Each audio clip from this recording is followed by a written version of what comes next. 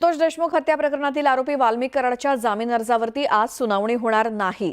संतोष देशमुख यांच्या हत्या प्रकरणाच्या कटामध्ये सहभागी असल्याचा वाल्मिक कराडवरती आरोप आहे आणि त्यासाठी त्याच्यावरती मकोका लावण्यात आलाय। पण त्याच्यावर दाखल असलेल्या खंडणी प्रकरणात त्याला जामीन मिळण्याची शक्यता वर्तवली जाते। त्यावर आज बीडच्या केज न्यायालयात सुनावणी होणार होती, मात्र ही सुनावणी आज होणार नसल्याचं सांगण्यात आलंय।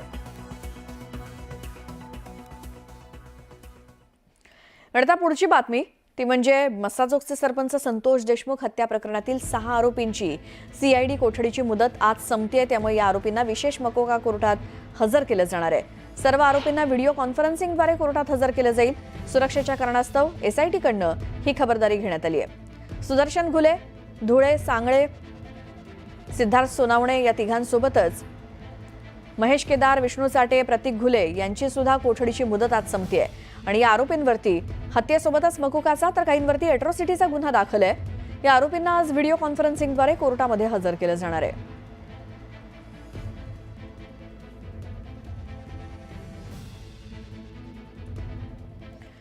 पुण्याच्या हडपसर भागामध्ये वाल्मिक कराडचे आणखी 2 फ्लॅट्स असल्याची माहिती समोर आली आहे। कराडची दुसरी पत्नी ज्योती जाधवच्या नावे अमनौरा टाउनशिपच्या ॲड्रिनो टॉवर क्रमांक 38 आणि 40 मध्ये 2 फ्लॅट्स असल्याचं समोर आलंय। संबंधित फ्लॅट्स हे ज्योती जाधवच्या नावावर असल्याची माहिती मिळाली आहे। तर वाल्मिक कराड आणि त्याच्या 2 पत्नींच्या नावे अंदाजे 22 ते 25 कोटींची ऑन रेकॉर्ड मालमत्ता असल्याचं समोर आलंय, अशी माहिती सूत्रांकडून मिळाली आहे।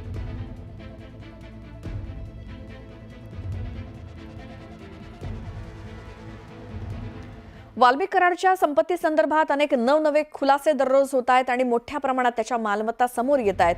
दरम्यान ज्या पद्धतीने वाल्मिक कराडची संपत्ती समोर येते हे एकट्या कराडचं काही काम नाही, त्याच्या मागे धनंजय मुंडेंचा हात आहे आणि इतक्या मोठ्या प्रमाणात संपत्तीचा आकडा बघता ईडीनं या संदर्भातली चौकशी करावी अशी मागणी आमदार संदीप क्षीरसागर यांनी केली आहे। कराडच्या संपत्तीवरनं जरांगेंनी देखील चौकशीची मागणी केली आहे।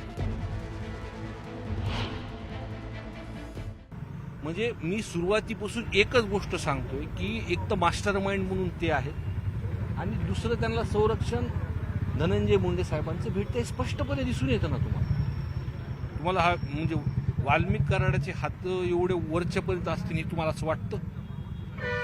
ज्या पद्धतीने ते सरेंडर होतात, ज्या पद्धतीने प्रशासनाला समोर जातात, सरेंडर झाल्यानंतर त्यांच्या अंगावर तर तसंच गामजा, तो हातात दोरे, तसेच त्यांना लॉकअपमध्ये ट्रीटमेंट भेटती, फक्त त्यांच्यापर्यंत तपास आला की थांबतो।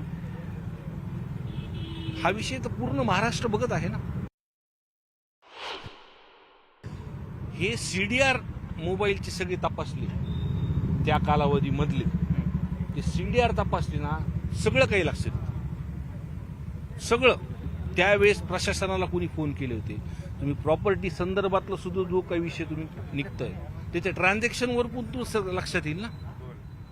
आरोप करण्यापेक्षा जर तपास त्या दिशेने व्यवस्थित घेऊन गेले, तिथे दिशा व्यवस्थित ठेवली, सीडीआर तपासले, ट्रान्झॅक्शन तपासले, तुम्हाला कोण त्याच्या मागे आहेत वरद हस्त लगेच लक्षात येईल। या बुलेटिनमध्ये अशाच काही घडामोडी आपण बघूयात, मात्र एक छोटासा ब्रेक घेऊन लगेच परत येऊयात।